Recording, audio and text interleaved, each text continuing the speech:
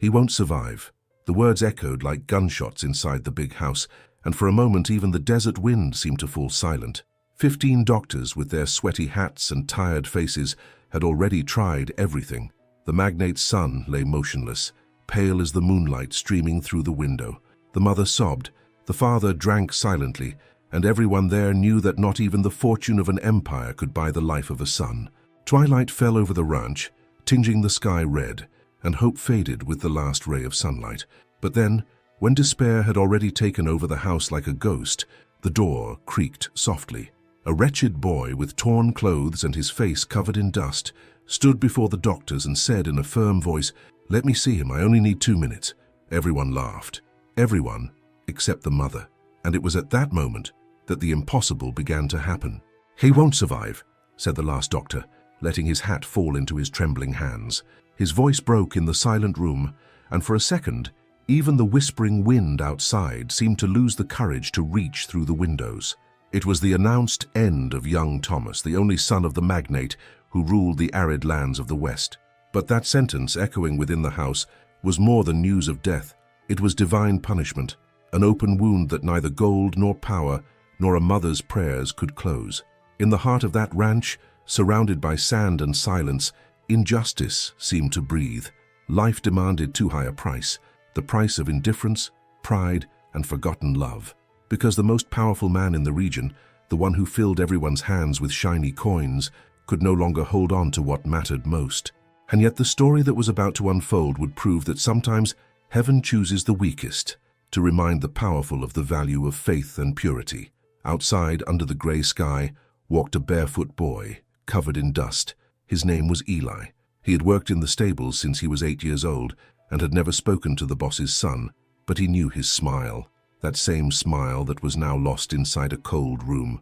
While the cowboys murmured about the tragedy, Eli walked towards the big house.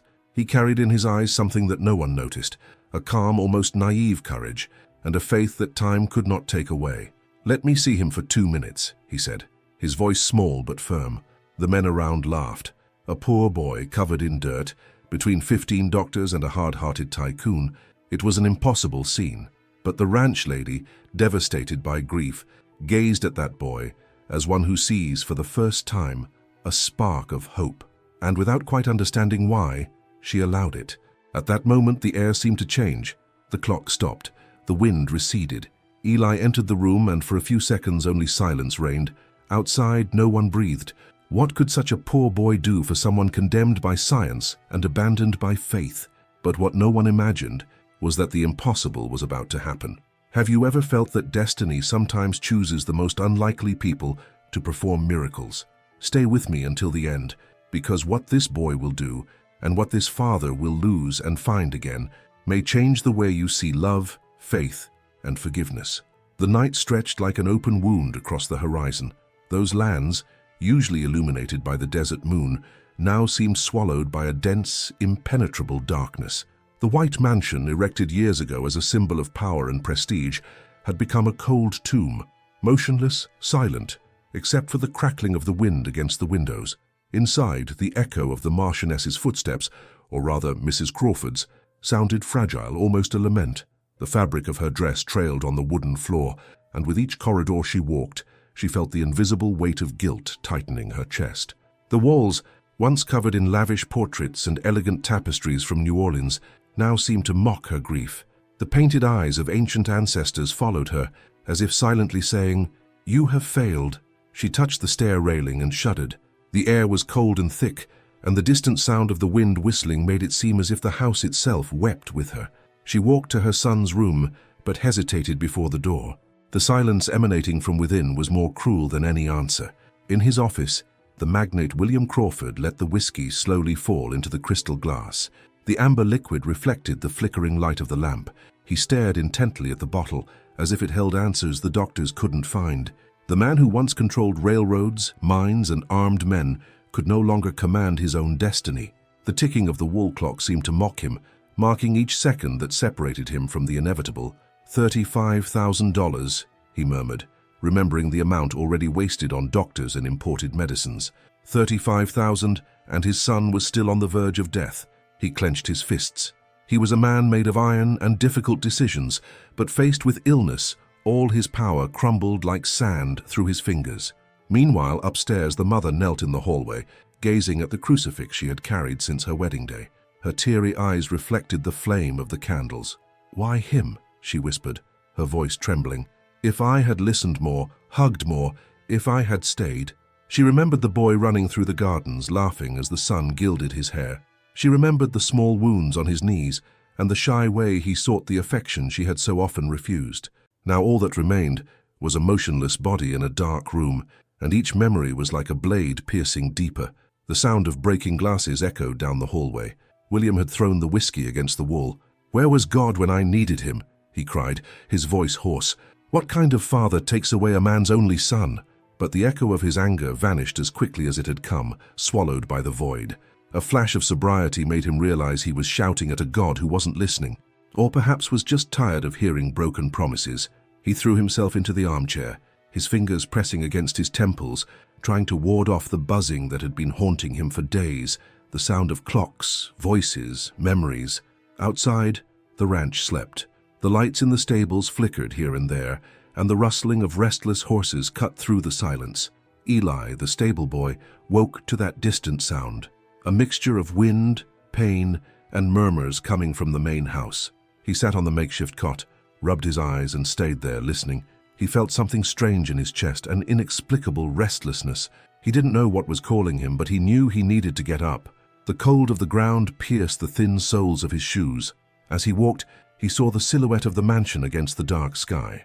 A distant flash of lightning illuminated the porch for a second, and he had the feeling of seeing someone standing in the second-story windows, perhaps Mrs. Crawford, perhaps no one. Everything seemed imbued with sadness.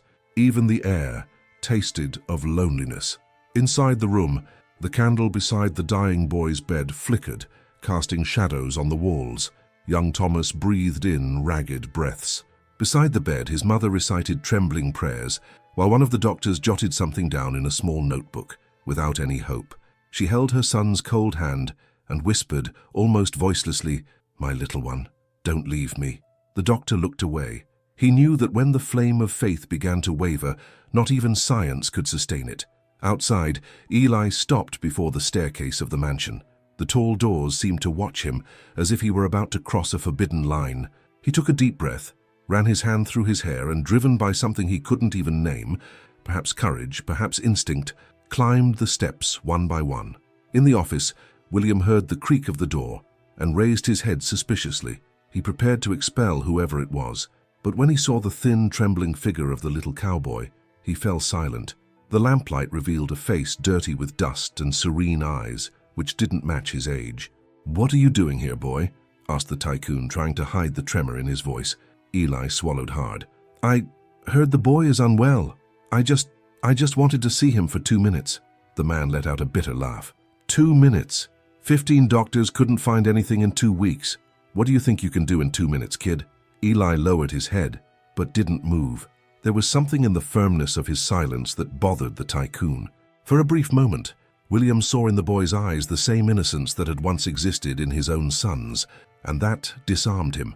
A lightning bolt streaked across the sky, illuminating the two faces facing each other, the face of power and the face of simplicity, the face of disbelief and the face of faith. Mrs. Crawford, drawn by the voices, appeared at the door. For a moment she looked at the boy in astonishment, but upon perceiving the serenity in his gaze, something within her broke again, and this time, to set free. She just whispered, "Let him try, William, just for 2 minutes."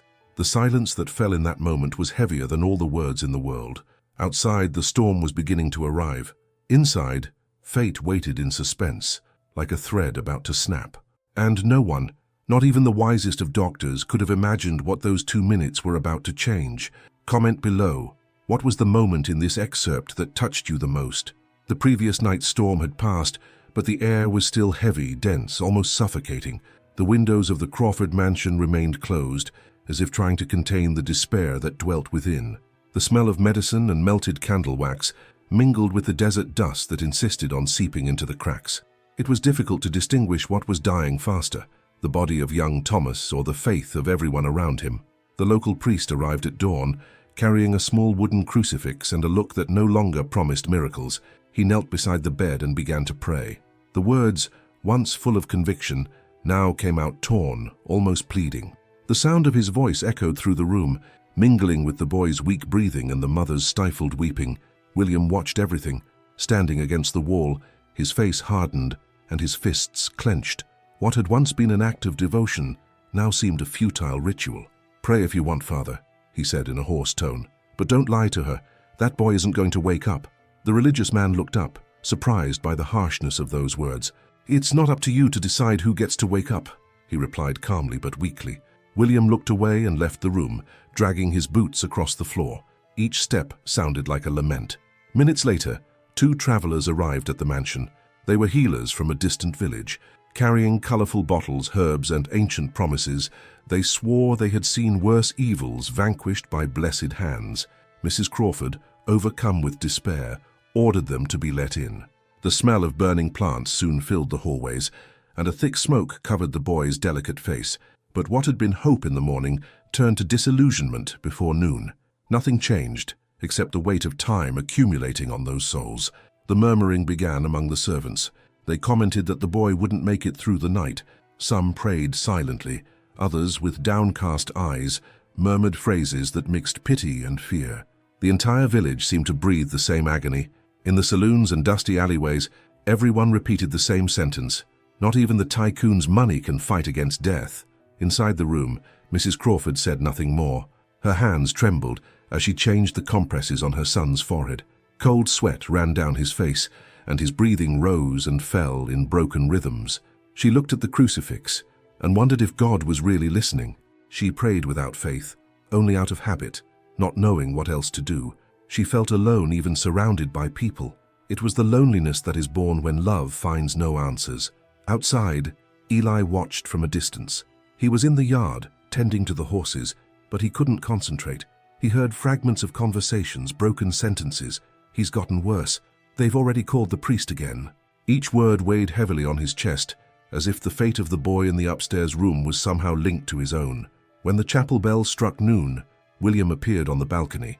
The bright sun revealed his dejected expression, a far cry from the arrogant man of days before. He pulled out a cigarette, but the match flame flickered.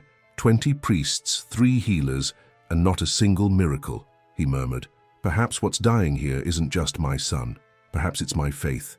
That outburst found no one to listen, but it resonated within him like a belated confession. The tycoon who once prided himself on controlling everything saw his inner strength crumble. Every decision made out of ambition now returned as a bitter memory. The surrounding desert, silent and vast, seemed to watch his downfall without mercy. Eli, on impulse, approached the staircase leading to the main house. There was something in his eyes that mixed compassion with a courage he himself didn't understand. He saw his master there, motionless, and did what many adults didn't dare. He stopped before him. "Sir," he began hesitantly, "the boy, he liked to stay there near the horses, remember? Sometimes I saw him laughing to himself. Perhaps, if he heard a friendly voice, he might wake up a little." The man dropped his cigarette and looked at the little cowboy with disdain, but something in those pure eyes prevented him from sending him away. They remained silent for a few seconds, until William looked away. "Go back to the stable, boy. There's nothing left to wake up here." Eli obeyed but took a few slow steps. As he turned away, he looked over his shoulder and murmured as one speaks to the wind, "Sometimes it's not the body that's sleeping, sir. It's the heart." That phrase hung in the air, ownerless, as if God had left it there on purpose. William stood motionless, his gaze lost on the horizon, and for the first time felt a shiver run down his spine, not of fear, but of something he no longer recognized, vulnerability. As evening fell, the mansion was once again plunged into silence. The mother remained seated beside her son, their hands intertwined. The priest had fallen asleep in his chair, and the candles slowly dimmed.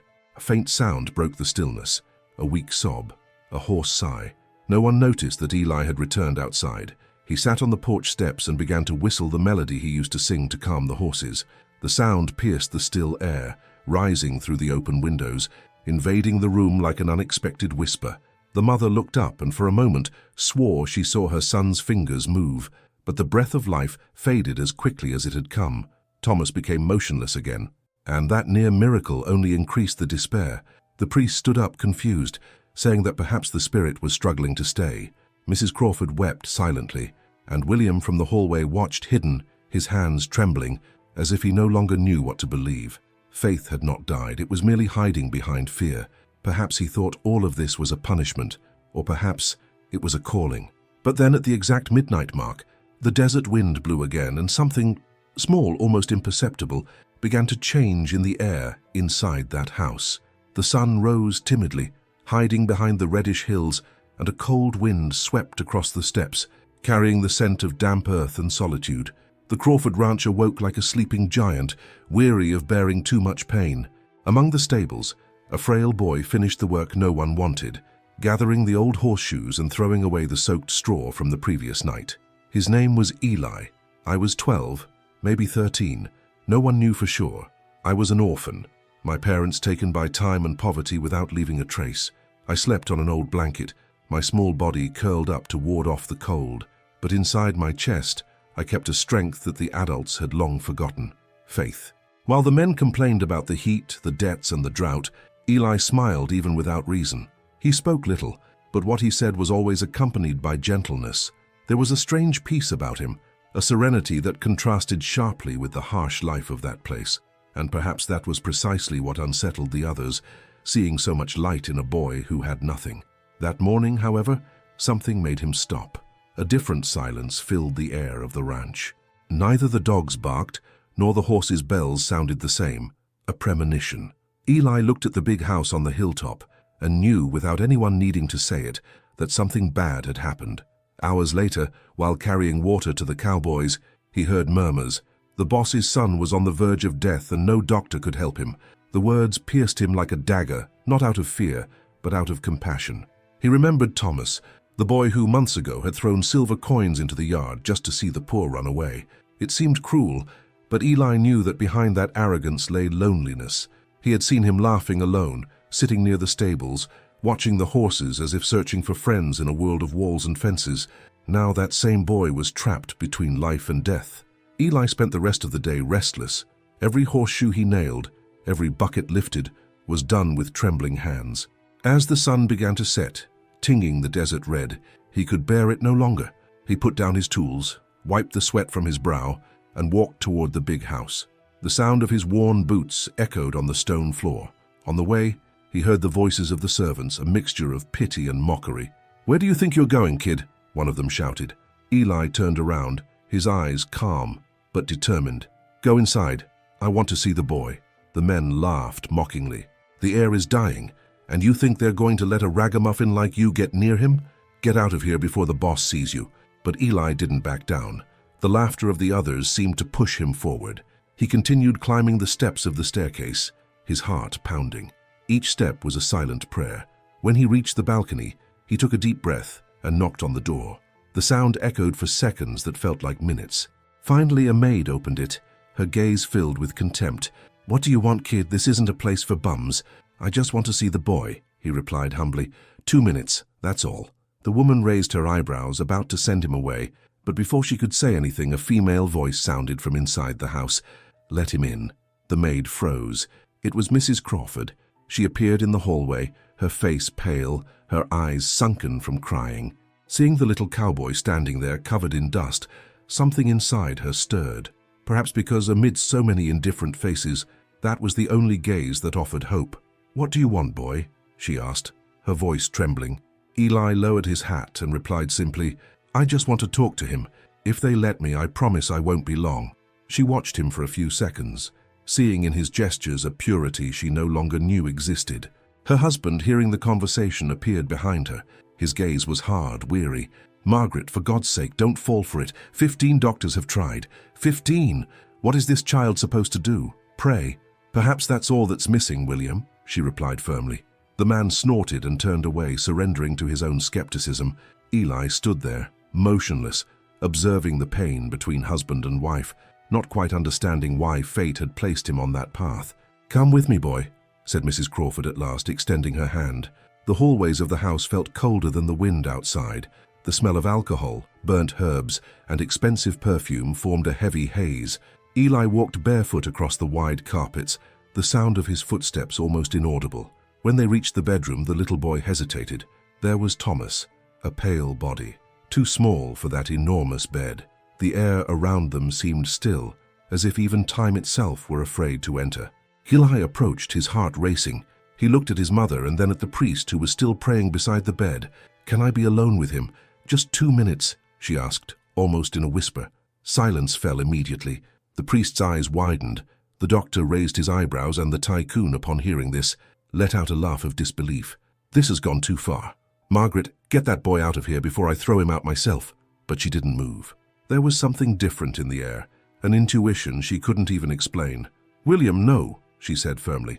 "If God sent this boy here, I'm not going to stop him." The husband sighed, exasperated, and left the room, locking himself back in his office. Eli then approached slowly, stopping beside the bed. He looked at Thomas's pale face, his dry lips, his weak breathing. He touched his hand, warm and trembling. He closed his eyes. No one dared to speak. Mrs. Crawford watched from afar, her heart heavy with fear and an almost childlike hope. Eli took a deep breath and began to murmur something. It wasn't exactly a prayer, but simple words, broken phrases that sounded more like a conversation between two friends. He spoke of sunny days, of when the boy came to see the horses, of the times he had truly smiled. "Remember the black lightning bolt that almost struck you down?" she murmured sweetly. "You said you thought he had a free heart. Well, he's still waiting for you out there." The mother's tears flowed uncontrollably. The clock on the wall ticked away the time. The seconds seemed to drag on forever. Eli was quiet for a moment, and then something strange happened. Thomas moved a finger. The mother put her hand to her mouth in disbelief. The priest stood up, his eyes wide.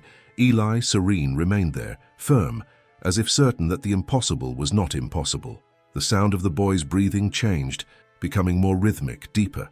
For a brief moment the room seemed to fill with life, but before anyone could say anything, the lamp flickered, and the miracle, if it truly was a miracle, hung in mid-air, as if fate had paused to decide what would come next. The clock struck midnight when little Eli's voice broke the heavy silence of the mansion. "Let me see the boy. 2 minutes, just 2. The phrase floated in the air like an arrow shot against an invisible wall. For a moment no one breathed. The sound of the wind scraping against the windows mingled with the crackling of the fire in the fireplace, and all eyes turned to the boy. The lamps flickered, illuminating the dust suspended between the incredulous faces. The doctors, lined up at the foot of the stairs, exchanged disdainful glances. The oldest, with a white beard and hands yellowed by cigarettes, let out a muffled laugh. 2 minutes, he repeated, crossing his arms. "What do you think you're going to accomplish, kid? We've already tried everything." But Eli didn't answer. He just kept his gaze steady, his voice clear without trembling. There was something in that silence. It wasn't stubbornness. It was faith. A faith so pure that for a moment, even those who doubted felt uncomfortable mocking it. The magnate William Crawford stepped forward, his face hardened and his breathing heavy. "Get that boy out of here," he shouted. "I won't allow him to turn my son's room into a spectacle for beggars." His fury echoed through the corridors. Eli took a slight step back, but didn't lower his eyes. The servant stood motionless, awaiting the next order. It was then that Mrs. Crawford stepped forward. Her expression mixed exhaustion with something no one immediately recognized. Hope. Not a rational hope, but the kind that springs from the depths of the soul when all else is lost. "William," she said, almost in a whisper, "what more do we have to lose?" The husband turned slowly, his eyes blazing. "Have you lost your mind? That boy doesn't understand anything about medicine. Do you want us to be the laughingstock of the entire county?" She took a deep breath and replied firmly, "Perhaps what we lack is not medicine, but humility." That phrase hit the man like a blow. The sound of the wind increased, making the curtains sway. The priest, who until then had remained silent, made the sign of the cross and murmured something as if asking permission from heaven. Eli, motionless, waited. His small fingers pressed his hat against his chest. Time seemed to stand still. The boy's eyes were brimming with tears, but not from fear. It was pure compassion. The doctors began to leave one by one, annoyed by the scene. The last one stubbed out his cigar on the doorframe and shook his head mockingly. 2 minutes? Nonsense, he muttered, before leaving. The echo of his footsteps broke the silence, and then the tycoon, defeated by exhaustion, turned his back. "Do as you wish, Margaret, but may God have mercy on you." Hearing those words, Eli's heart raced. His mother made room for him, and the boy entered the room. The dim light was cut by a yellowish hue. Thomas's body seemed even smaller on the enormous bed, wrapped in white sheets. His breathing was almost imperceptible. The air smelled of medicine and hot wax. Mrs. Crawford stood in the doorway, tears streaming down her face silently, unable to intervene. Eli walked to the bedside. His steps were slow, almost reverent. He sat on a stool beside the bed and placed his hand on the boy's cold arm. For a few seconds, nothing happened. Then the boy closed his eyes and began to speak softly, as if conversing with the sleeping heart before him. "Thomas, it's Eli. Can you hear me?" she whispered. "Remember when you ran into the yard and said you wanted to be free as the wind? You can still be. You just need to come back." The words were simple, but each syllable seemed to carry a force greater than any doctorate. The mother held her breath. The candle flame flickered, casting vivid shadows on the walls. Eli continued, his voice growing increasingly serene. "I prayed for you, you know. I prayed even when nobody thought there was time. They say faith is for fools, but maybe only fools still believe. And I believe, Thomas. I believe in you." Something changed in the atmosphere of the room. The air seemed to move differently. The dust danced in the light, as if time itself had stopped to listen. The boy then fell silent. He squeezed the sick man's hand firmly and bowed his head, his lips trembling in a soundless prayer. Mrs. Crawford covered her face with her hands. Seconds passed, perhaps minutes, and then it happened. Thomas's body, previously motionless, gave a slight spasm, a single sigh. His mother looked up, startled. Eli remained motionless, watching. Another breath. His breathing seemed to be searching for a way back to the world. "Sir," murmured the mother, unsure whether to cry or smile. Thomas opened his eyes, blurry, confused, but alive. He searched for something on the ceiling as if he heard distant voices. Eli slowly released his hand, her eyes brimming with tears, her chest racing. The miracle didn't come with brightness or thunder. It came quietly, like a cherished memory. Suddenly, the sound of footsteps drew closer. William rushed inside, his voice filled with skepticism and despair. He stopped. His son looked at him, weak but awake.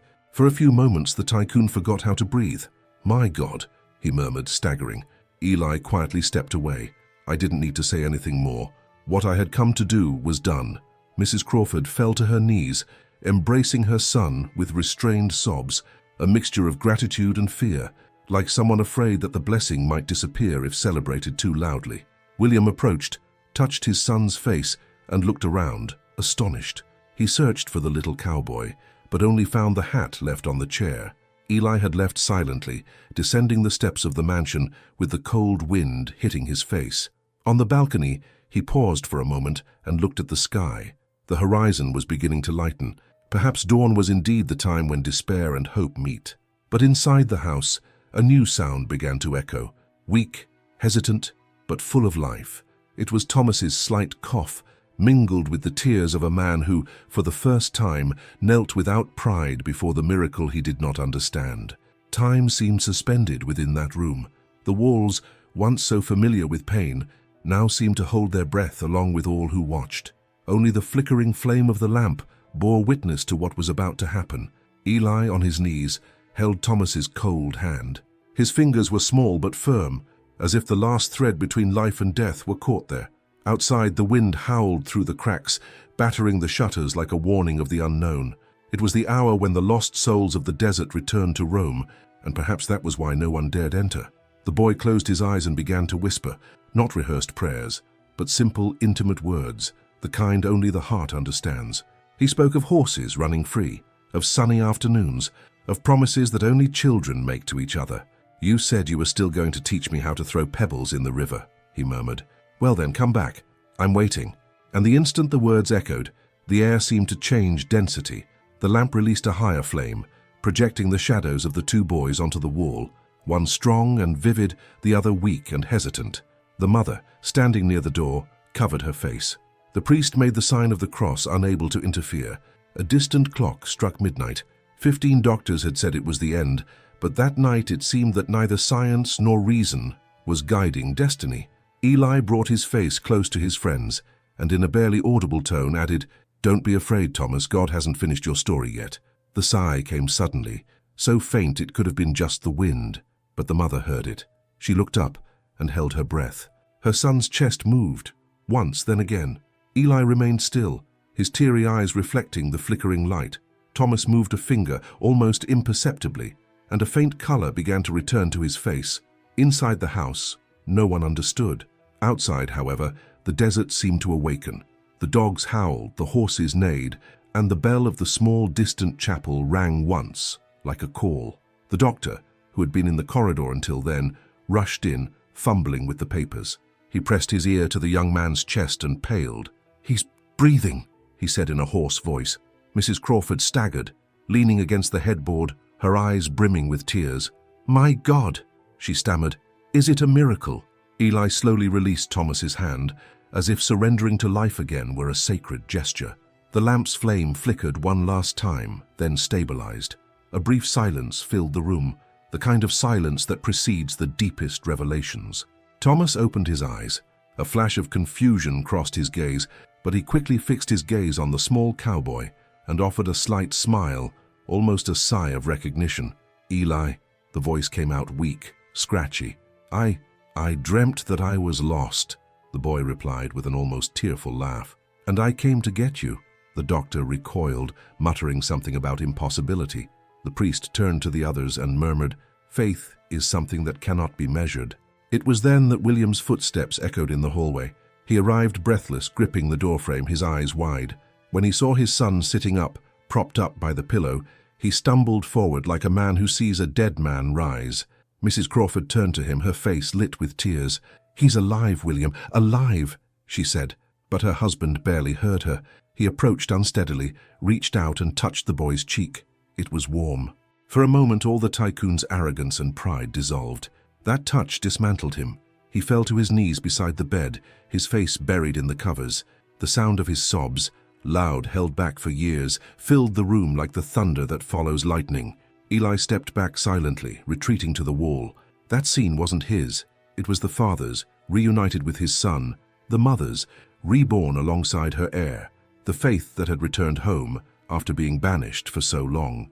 William slowly raised his head, his eyes red. What did you do, boy?" he asked, his voice choked with emotion. Eli shrugged. "Simple as always. I just asked God to let my friend play a little longer." That answer tore the man apart inside. Without thinking, he stood up, walked over to the boy and hugged him. He knelt before him. The magnate who controlled railroads and desert lands was now at the feet of an orphan, giving thanks. "You returned to me what was most precious to me," he murmured. Eli, embarrassed, simply smiled and said, "What is precious was never truly yours, sir. It was only borrowed for a time." Outside, the sky was beginning to lighten. The first rays of dawn touched the ranch roof, and a cool breeze entered through the window, spreading the scent of damp earth. The living room piano emitted a soft sound, as if some forgotten string were vibrating on its own. It seemed like a sign. But while everyone turned their attention to the boy's rebirth, Eli's expression changed. His pale skin gleamed in the dawn light, and something in his eyes seemed distant, almost too serene to belong to an ordinary boy. He stood there for a few seconds, watching the family embrace, then turned slowly and left the room. He descended the stairs silently, his hat in his hands. None of the servants noticed his passing. It was as if the same wind that had breathed life into the house was now carrying it away. When he crossed the threshold, the sun was fully risen. Eli took a deep breath, looked at the horizon, and began to walk. Behind him, the chapel bells tolled 3 times. Perhaps no one on that ranch would ever know for sure what had happened there. But everyone would forever feel the presence of a little cowboy who proved that faith is the bridge between the impossible and a new beginning. The silence that followed Thomas's awakening seemed alive, breathing along with those present. The house, previously filled with sobs and desolate prayers, now pulsed as if the desert outside had suddenly blossomed. The mother still held her son in her arms, unable to believe the miracle, while the father, confused, took 2 steps back, as if he needed to see the scene from different angles to accept it as real. The doctor wiped the sweat from his face, repeating that it made no sense. None of his formulas, none of the diagnoses he had learned at the universities of the East Coast explained what he saw. But what was incalculable by science, the heart understood. And William Crawford's heart, hardened by years of pride and ambition, was beginning to break. He approached the bed slowly, the sound of his boots crunching on the floor, and looked at his son, that same boy he had once despised for seeming too fragile for the world of iron and gunpowder his father commanded.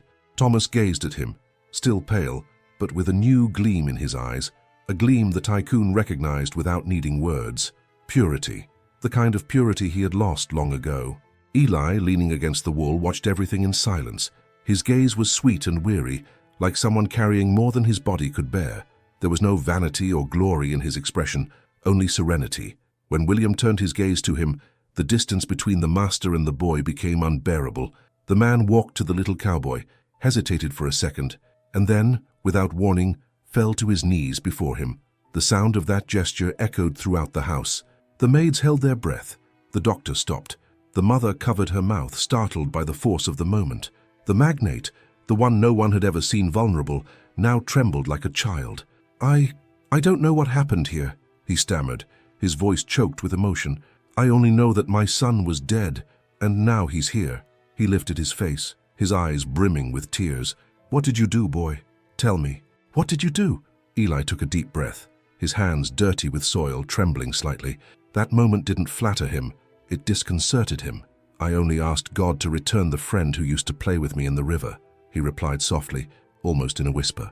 The phrase was simple, but it resonated with the hearts of those present with the force of a revelation. Those few words broke down the last barrier separating faith and reason, wealth and poverty, power and humility. The magnate closed his eyes, feeling a tear roll down his skin, hardened by the desert sun. He wept not for his son, but for the soul he himself had allowed to die so long ago. Slowly, William rose and, with a lost look in his eyes, walked to the window. Outside, the dawn tinged the sky with a soft gold. That sun didn't just warm the earth, it seemed to touch the very heart of the house, dissolving the cold that had reigned there. He turned and saw with new eyes everything he had previously ignored. His wife exhausted but standing, the priest kneeling, murmuring prayers of gratitude, and the poor boy clutching his hat to his chest, ready to leave. "Wait, Eli." Her voice came out low, almost human for the first time. "You don't want anything in return?" The boy shook his head. "I already have what I wanted, sir." His gaze shifted to the boy in the bed. "He's alive. And if he can still play at throwing pebbles into the river, that's enough."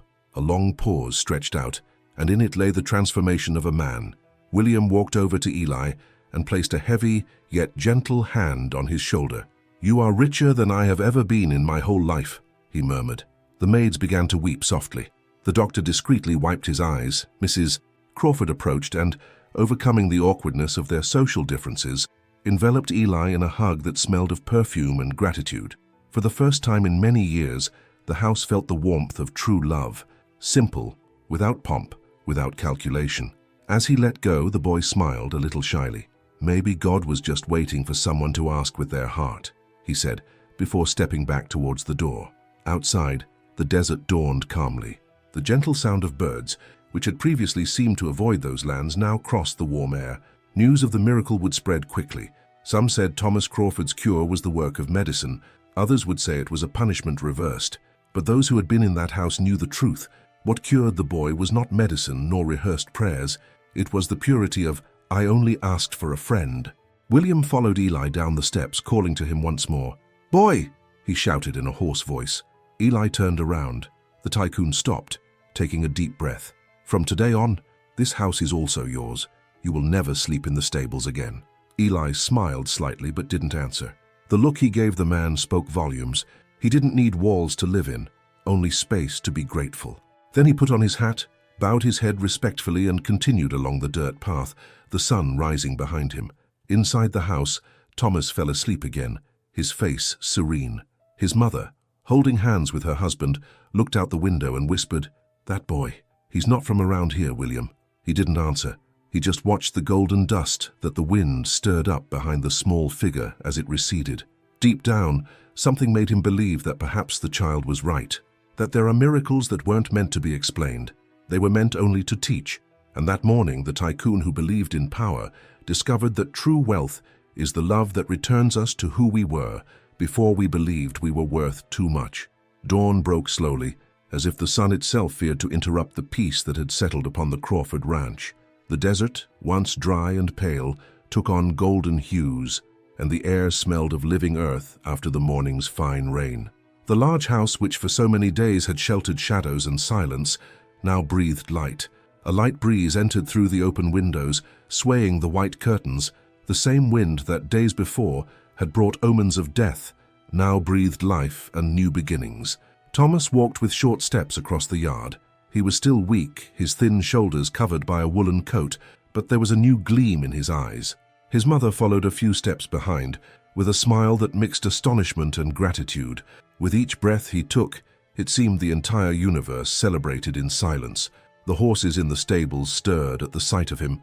They seemed to recognize him, greeting the return of this young man who had learned to live again. High on the balcony, the tycoon watched. His hands, accustomed to the weight of work and the pride of one who had always dominated everything, now rested trembling on the wooden railing. The gaze that once sought only profit and power now wandered to the horizon, like someone learning to see beyond the fences he himself had erected. That man who once believed he had control over life now saw in his son a miracle that no amount of money could ever have bought. Eli, the stable boy, had been installed in a small room in the side wing of the house, a simple but dignified room, the first soft pillow you'd ever known, the first blanket that didn't smell of wet straw, and yet he seemed restless with so much comfort.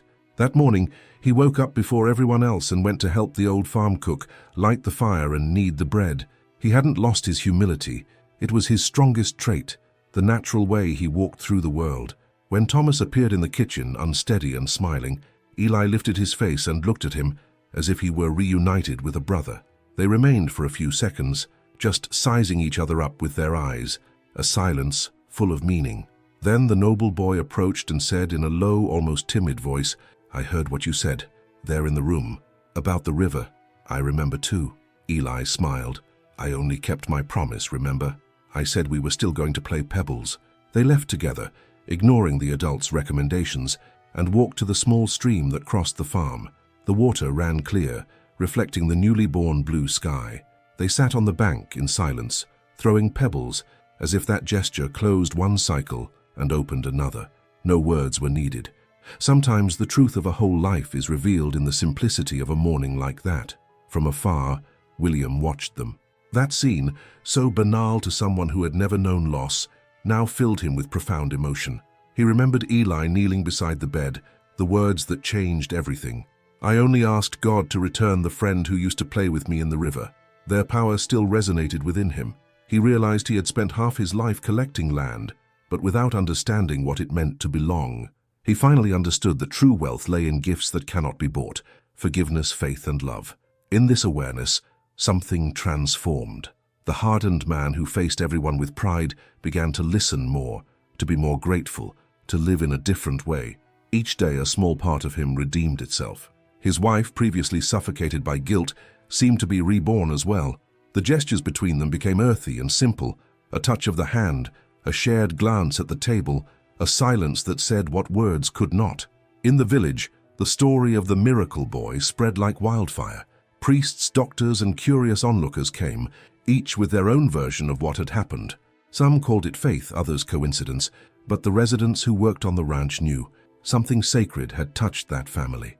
And curiously, no one saw Eli as the poor boy from the desert anymore.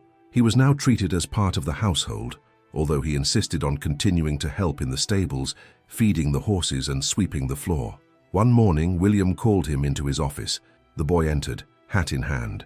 The magnate looked out the window for a few seconds and then spoke, in the calmest voice he had ever heard. "Eli, if you want, I can have a school built for you, or I can send you to the city to study and live your life." The boy hesitated, looked outside, and replied with a half-smile, "Thank you, sir, but I think for now I still have a lot to learn here." William nodded. There was the lesson that not even an empire had taught him. Wisdom resides in the hearts of the simple, not in the walls we accumulate. The days passed calmly. Thomas regained color in his lips, strength in his arms. Sometimes, someone would still see him waking up in the middle of the night, looking out the window and whispering words that no one understood. Perhaps it was gratitude, perhaps a secret prayer. But everyone knew that, after that boy, nothing would be the same. One afternoon, the sun set in blaze behind the mountains, and the breeze lifted the golden dust from the path. William, his wife, and son watched Eli play with the horses, free as the wind. That brief breath of eternity made the man let out a deep sigh. He turned to his wife and murmured, moved, "I thought we had lost everything, Margaret. In the end, we gained what really matters." And she replied, smiling, her gaze fixed on the horizon, "It was God who sent that boy, William." Sometimes you have to let go of your pride to find a miracle. The chapel bells rang in the distance, as if blessing those words. In the courtyard, Eli looked up at the sky and smiled, not at anyone, perhaps at God himself. The sun bid farewell, tinging the earth with red and gold, and the entire ranch seemed to breathe a sigh of peace. That afternoon, it wasn't just a body that awoke, it was a heart that learned that true wealth resides in humility. And so ends this story, one of those that doesn't fade easily. If you've made it this far, it's because you felt at some point along the way the same thing these characters did, that sometimes the miracle isn't in grand gestures, but in small changes of heart. And if this message touched you in any way, leave a comment. Write, "I'm with you until the end," just so I know this journey was yours too. Take this opportunity to leave a like, not as an automatic gesture, but as a way of saying that stories like this are still worth telling. And if you want to continue with me, there's a video here that complements this emotion. A new story about faith, forgiveness, and new beginnings. Click and come with me because there's still so much to feel and believe.